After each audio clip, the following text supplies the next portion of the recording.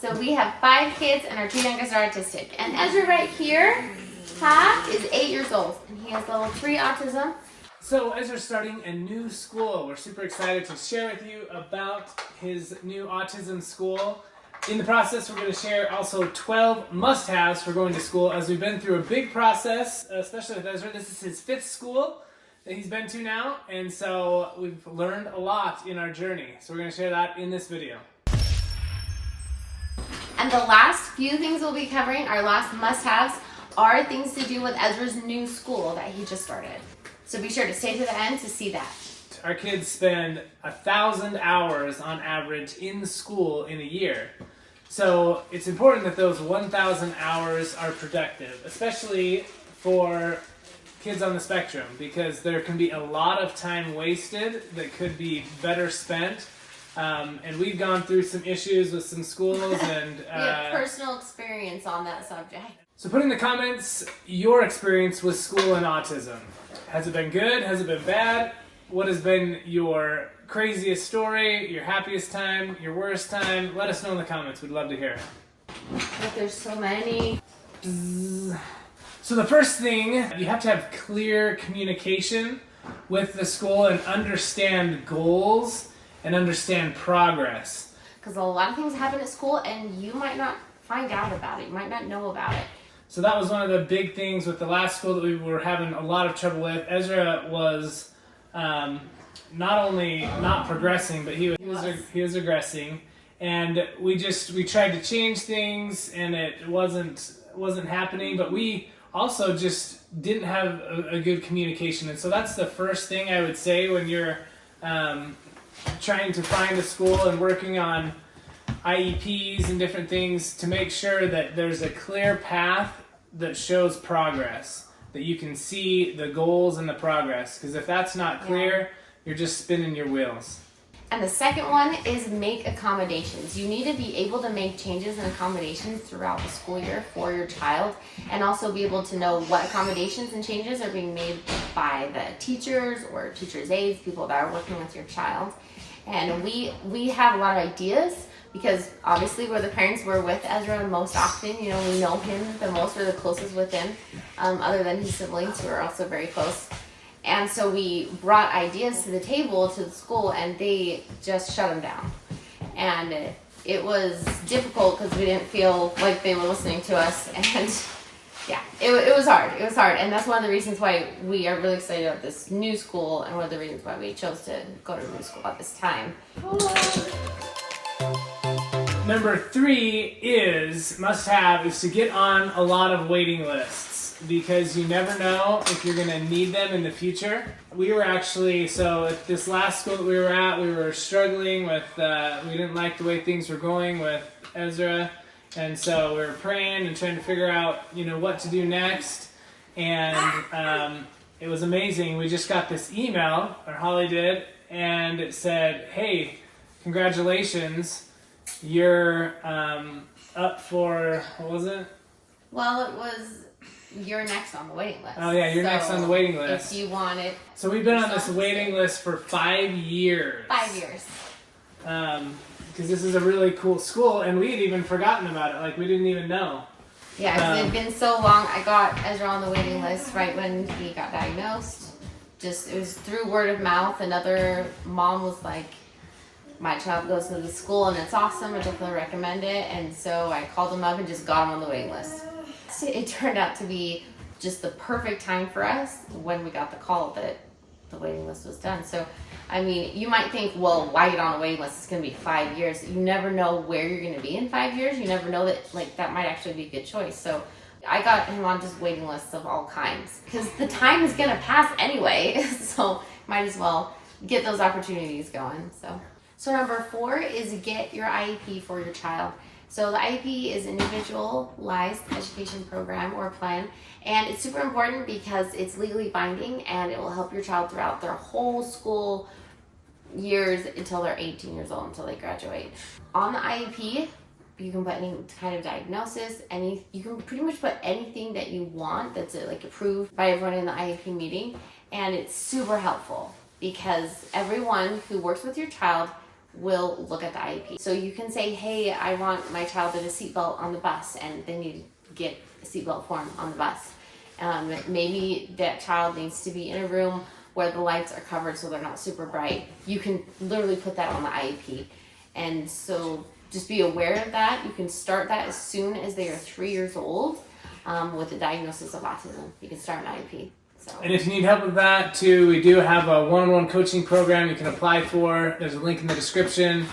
We'll put in the description another video too that we've done in the past on IEPs that you can check out as well. Yeah, we've got a few videos on because there's a lot of questions about them. So 5 is really important. Cry if you need to, if it's necessary. So I'm not as good as this. I would just get mad and fight, but Holly's great at crying when needed. So we've got a little story about that. I wish I didn't cry, but that's kind of what I did one time when Ezra was at his very first school. He was only 3 years old. In spite of everything that was written on his IEP, they said, oh, we always put all of our new incoming students in this classroom and with this teacher, and then we see how they do. They kicked me out of the room. They told me, you can't be here. You have to leave. And I did not want to leave because I didn't know any of the teachers. I knew that they didn't know my child. They just met him. So I remember going outside in the hallway and just crying because I didn't want to leave my child with strangers. I mean, I know technically I should be able to trust them, but I didn't. I didn't trust them because I didn't know them. I don't trust you. The speech language pathologist walked out, saw me crying, and she's like, are you okay? And I went, no. So, Ezra, do you remember that? So, they let me back in because I cried. Ezra remembers, he had a lot of fun in that class. He took everything off of every surface. Bookshelves, he took all the books off of the bookshelves while I was gone. He went and took everything off of the table that all the kids were sitting on. They were using glue sticks, and he was taking the glue sticks out of all the kids' hands and throwing them. I walked back in and I'm like, now do you care about my opinion? Now do you want my help? And she's like, yeah, so I've got some questions for you. So that was a really interesting experience, and no, you don't have to cry, but what we're trying to say and the point I'm trying to make is be an advocate, tell people what you're feeling and what you want for your child. Just let it out. Like, don't try and hold it in and stay in the hallway like I did. So number 6 is have a routine in the school that you go to, in your IEP if necessary. Make sure that you have built in a good routine, because if it's good for your child, but for most autistic kids, like having some sort of a routine is very important. We used to live in an RV full time, and we traveled to all the national parks. And it was really hard to have routines while we were traveling from state to state. But even the small routines that we could put in for like nighttime routines and morning time routines helped so much with all of our kids. And you can see a day in the life video right here when we lived in the RV. Ezra's second school that he went to, it's actually the same school that Simon's in right now, and it's a really good school, and they are awesome at routines. They are, as soon as they walk in, they take their name and they put it in their little envelope, and they have a long paper that's laminated with all these little pictures, and that is the routine for the whole entire day. That's their schedule. And so they'll take a picture of like the toilet, and that means that everyone is going to go for a bathroom break, and they know exactly where to stand, and they each have a color, and Simon's is gray. So Simon will find a little gray strip at different places around the room, and that's where he goes to stand or goes to sit or goes to go have a break or to play. And so he just knows exactly what's expected of him, and there's no question, there's no confusion on what to do next. That helps create an environment where they know what to expect, and that really lessens anxiety. And when you have an environment where anxiety is down, you're going to learn a lot better. Yeah, is that 1? 2? Is that 2? What's this one? 6? Is it 6? What's that? 2? Number 7 is make sure your school understands what your child needs in order to be safe, to have a safe environment. Ezra loved the bus, but there's a lot of dangers for Ezra around the bus. Hold that bus! Hold the bus! With Ezra, he would get so excited. He'd stand right next to the window when I would get him ready for school, waiting for that bus to come, right? And I would tell the bus driver, Ezra will run. And he doesn't do this as often now that he's 8, but especially when he was 3, when he started at the school, he would just run as soon as you got that seatbelt off. He loved to escape and to just run to the road. He loved it. And so I had just finished explaining this to this one new sub, and she said, okay, that's great. And then I handed her Ezra's hand, and then she let go of it right then. It was like she just didn't believe me. And then Ezra just bolted for the front of the bus. Thankfully, the bus was not going at that time, and she just ran and got him, and I ran too. And then I was like, okay, do you believe me now? And she's like, yeah, I believe you now. I'm like, you cannot let go of his hand. Schools need to be able to make accommodations to help keep the child safe. Yeah, safety, make sure that they have safety measures like included in their routine, and the safety measures that everyone knows who is working with your child. So one thing that we've been focusing on with Ezra is helping him point to a letter board. Ezra, can you show everyone some of these letters? Can you spell something for us? Can we spell school? Can you do school? Yep, he just went to an S. S C H. You do H. H. Good job. O O L. Good job, Ezra. Get Daddy 5. Can you do Daddy 5? We're excited about being able to help him continue to learn to communicate through that through the letterboard. Is that 6? And we've got a video that we made all about that, and it's right here if you want to see it. Is that 1? So number 8 is prepare for discrimination, because it has happened, and it will probably happen to you and your child. I've dealt with a lot of discrimination with just having a child with special needs, and I've dealt with a lot of sexism, and you will. I mean, it's just something that you'll deal with because you're dealing with lots of people, and they all have a different opinion on how jobs should be done and how children should be treated and taken care of, and prepare for it by knowing your rights. If you know your rights as a mother, father, caregiver, then you'll know what you can say, what you can't say, and just prepare for that. I remember our first IEP meeting, I didn't even know what IEP stood for, so I remember looking it up in the car on my phone. It was like Individual Education Plan. Okay, I got it. And I went in, and the principal was talking to me, and he was not very nice. The first thing he said was, after introducing himself, he's like, do you even know what IEP stands for? But I was like, yeah, it's an individual education plan. And he said, no. I was like, what? It's an individual education program. I'm like, okay.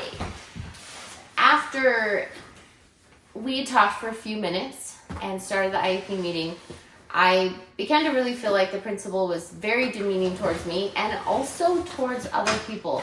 This is discrimination. I took my phone out, and really obviously in front of everyone, I started recording all the audio in the room, and I put it right in front of the principal so that he would see I am recording this, which, by the way, you legally have the right to do as a parent. You can record the IEP meetings. After I started recording the audio, the principal changed his tune, and he all of a sudden was a lot more respectful. Number 9 is one-on-one help. So try and get as much one-on-one help as you can from the school system, whatever that looks like for your child, whatever is best for them. We had one school where there was only one teacher and then 2 aides for an entire classroom. And the classroom was about 20 kids. It wasn't the best situation. We were only there for 1 year during his kindergarten year. But still, you just want to be front and center, huh? And so there was a lot of babysitting going on. So with one-on-one help, try and get more qualified help because it's so much more effective. And it's not just, let's make sure that he doesn't hurt himself or hurt other people. That's a good goal, but that shouldn't be the only goal. You're at school. You should be learning. You should be progressing, whether it's functional skills, whether it's ABCs or math. it need to be progressing because it's school.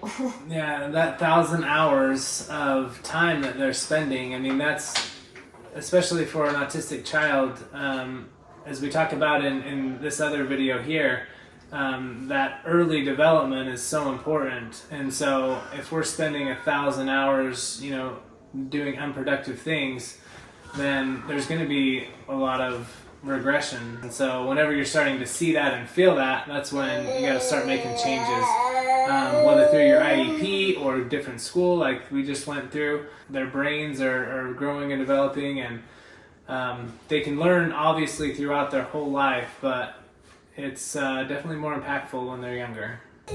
So comment below if we've missed one. What's another one? What's the 13th one that we just didn't put in that would really help an autistic child who is going to school? And number 10 is know your rights. There are some things that I really wish I could go back in time and do over again.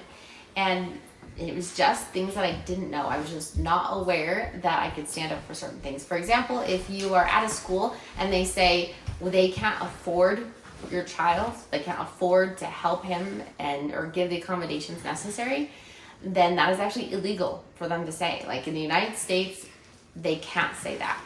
And so that's when you bring an attorney in. But if they say, hey, we can't afford it and we can't help your child, we don't have the accommodations available, then they are legally required to pay and give you accommodations and money to travel to a place that is. And so that is actually what's legally binding, and that's good to know. So that's just an example of knowing your rights. You'll be able to stand up for your child and be a better advocate when you know your rights. We talk a lot about this in our ASD club where we meet weekly on a video chat. So click the link below and join us soon. We can't wait to meet you. So we're so excited to start telling you about Ezra's new school, huh, Ezra? Yay! Do you like your new school? Is it so much fun? He likes dropping things. He loves his new school. Yeah, he does. And it's so awesome when your kids love school. I always hated school growing up, but there's been times at our last school where we could tell he just didn't like it anymore. He would get sad when he'd get picked up. Yeah. And we'd go, we'd whine, we'd leave in the car. So, it was so hard. So that's always sad. But the biggest problem with that, and I think, so this is number, what are we on, 11 now? 11. Yeah. That we're so excited about with his new school is how flexible they are with doing things that are important to us as parents and are important to Ezra and Ezra likes. It's all about, figuring out what motivates him and then using that in the learning process. So we are so excited about that, to actually find a school that is excited about tailoring the learning to him. They do all sorts of fun stuff at this school. Yeah, they do outside of the box thinking. Like they will take the kids all the time out and doing things. And it's not like this, oh, it's a big deal, we're gonna do a field trip, here's the permission slip, okay, it's gonna be in a month. It's not like that. I mean, they take kids every day out just to go get lunch at a fast food restaurant, and they'll take a group of kids to go swimming like every week, and so that they can learn those functional safety skills, so that they can progress in whatever they're working on in different places. And that's called generalization. That's a really important thing for these kids to learn how to do. I mean, it's the difference between someone actually progressing and just being babysat. And we've seen it through our 5 schools that our 8-year-old has been to. It makes such a difference with his happiness overall and his progression and not regressing. Because if they're not focused on that individual child, helping them grow in a flexible way with a lot of accommodations, then he's going to regress. With this new school, we have a 30-minute window when we can drop him off. And that has actually been a really extremely convenient thing. And it's been a big blessing, because then I don't have to be stressing out in the morning if he gags on something and throws up, which happens all the time. You see that video here. You can see that video here, a morning routine where he's like gagging, and it's just because of a spell. So that happens, things happen that you don't expect, and you can't like be there at this exact time every day. And so I love that we have that window we have a half an hour window to drop him off and a half an hour window to come pick him up. And People are always there for him. Even if there's one therapist or teacher that gets sick, there's always someone who can sub and be there for him. And I don't even have to worry about it. I don't even get told like, oh, someone has a dentist appointment, he can't come in today. Like, that never happens. And so that's a huge thing too. It's just that consistency. So they understand the dynamics of a family with a kid with autism. It's just more flexible, huh? And not super strict with these rules that are like making our life so much harder. So the last thing that we're super excited about at this new school, one of the big missing pieces that I feel like that we kind of mentioned a little at the very first, but the big missing pieces is that communication. Ezra, do you want this? Do you want to come sit right here? Do you want it? So at Ezra's new school, we get an email with 3 different paragraphs. We have a teacher or therapist write down what he was motivated by, what he liked to do. Sometimes he'll go to the gym and ride the bikes. He'll go outside, he'll play. They have a big playground, they have a big field. And then also what trouble he had, if he had any hard times, any behavior that was negative. Did he hit his head against the wall? He's been kind of doing that. And so I get updated every day on his behavior and how he does and his feelings. And that's a huge thing for a parent with a child who is nonverbal. That's a huge thing, because as much as I would love to have a conversation with him about his day, he can't tell me that yet. Having that constant communication is really important, and every school can do that. It can look different, whether they are writing on a piece of paper and putting that piece of paper in his backpack each day. That's great. That's a good idea. I love getting that email. I love reading how he's doing and what he did that day. Cheese. Cheese? Cheese? Good job. Give him cheese. Look, you said cheese. You want cheese? Cheese? Drink, Oh, yeah. You want a drink? Here's your drink. Your drink's right here. First day of autism preschool right here. And autism playlist is here. Say Bye. bye-bye. Bye. Bye-bye.